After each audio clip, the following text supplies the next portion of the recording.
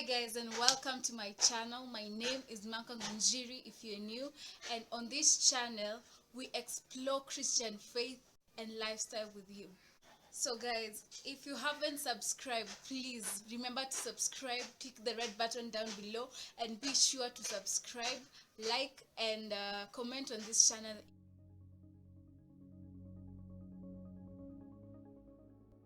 So on today's video, I'll be sharing with you guys my experiences as a Christian teenager. I recently turned 18 on Tuesday, the 27th of October. I turned 18, and I felt like I should do this video to share with you guys how I came to salvation and how the journey has been since then. I'll start with when I got saved.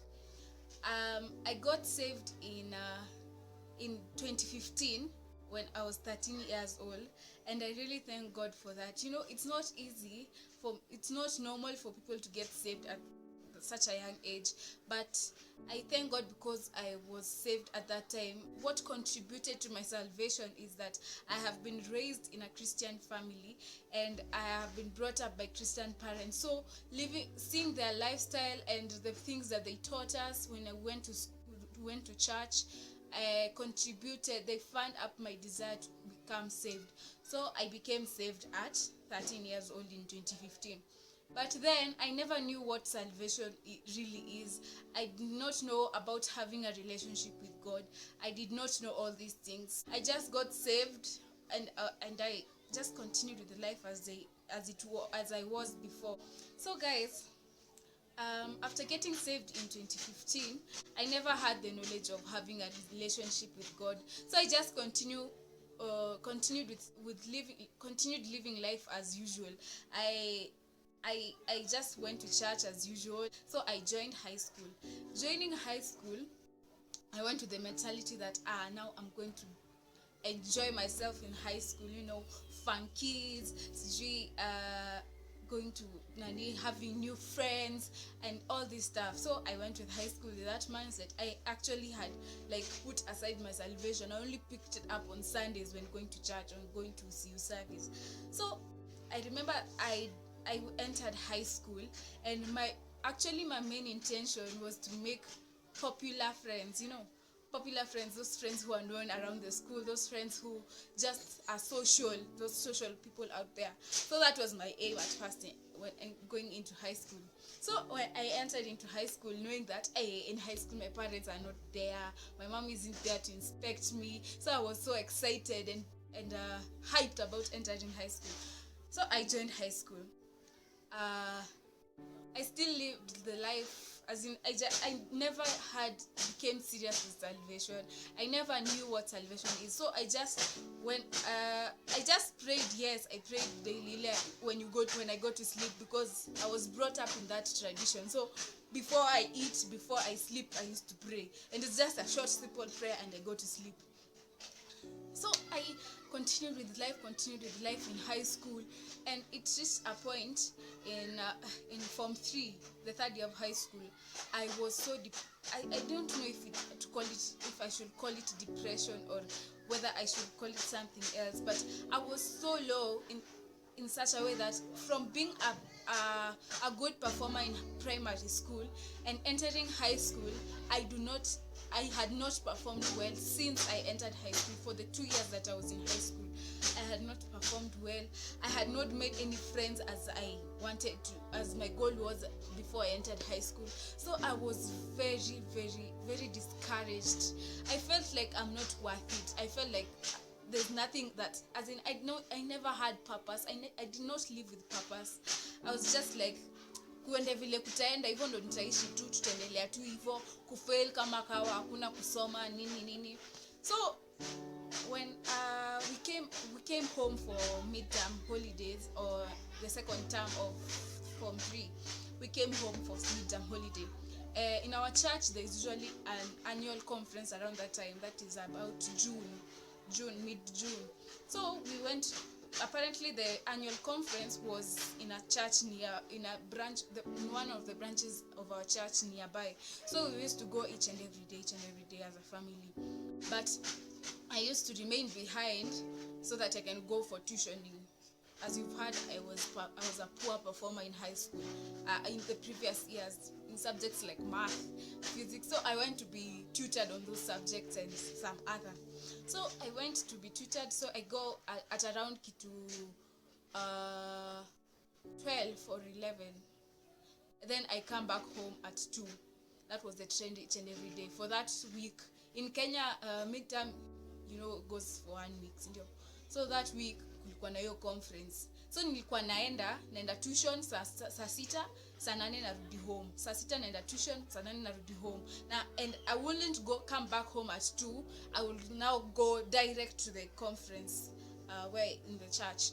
So I'm used to that. So I go frequently. Sometimes I'll give some small excuses because my parents are there. Because my parents, my sister and my small brother are there. I used to give an excuse that I'm not feeling. I used to give an excuse that sometimes, not all the time. I used to give an excuse that, hey, this time the tutors, we stayed long with the tutor, and it was a lie. Imagine the tutor was always on time. At exactly 2, we close the books and I go home. But if I don't feel like I'm not in the mood of going to church, I'd lie. And still, I was saved then. But I wasn't serious about salvation. Let's say I was just lukewarm. So, one time, I went to school. I went to the church, the conference. Then we were in one of the preachers preached something that really touched my heart. I had struggled with friendships since I was young, since I was young. I struggled so much with friendships. So this guy touched a bit about friendships, and he was like, I prayed to God to change my friends, and in 3 months it was done. So I made this prayer and I was like, Jesus, because I knew I am saved, and I knew to how to pray because I was brought up in a Christian home. So I was like, God, if you please change my friends, if you please change the company that I am in, because I knew the company that I worked with were not good people. They were bringing me down, they were bringing my salvation down, and even my studies down. So I decided that I prayed. I made this prayer that, God, if you change my friends, if you change the people it wasn't even a condition. I was just like, please God, just like you did it for this preacher, I pray that even for me, Lord, you change my friends, you change the company that I'm in when I go back to school. So after making that prayer, I was just simple with life. I continued with life as usual, and I went back to school.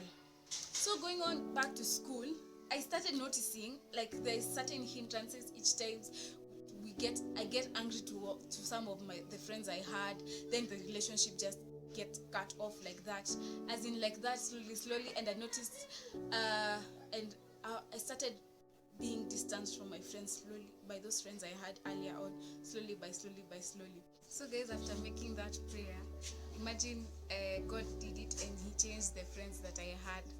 And at that point is when upon changing my friends is when I started having now the relationship, understanding the things about relationship with God.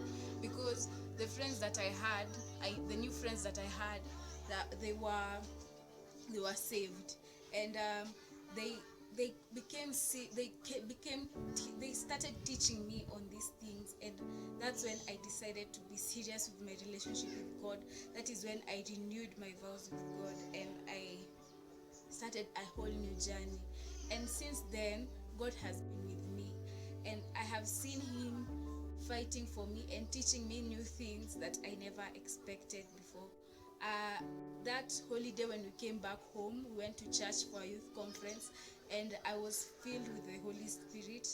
And since then, I can say that it's when my life took a change, because I noticed that the things that I was finding hard to live, I started living them slowly by slowly. Like the bonds I had with the previous friends, they started breaking slowly by slowly with time. And even I started forgiving those people who had hurt me before, those friends I had who had hurt me before.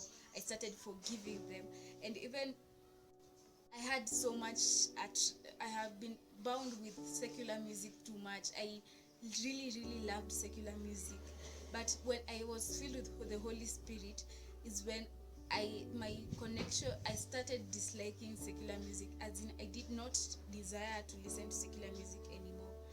And since then, the Holy Spirit has been teaching me different things in my life, showing me different things in my life, and I thank God for the far that He has brought me today.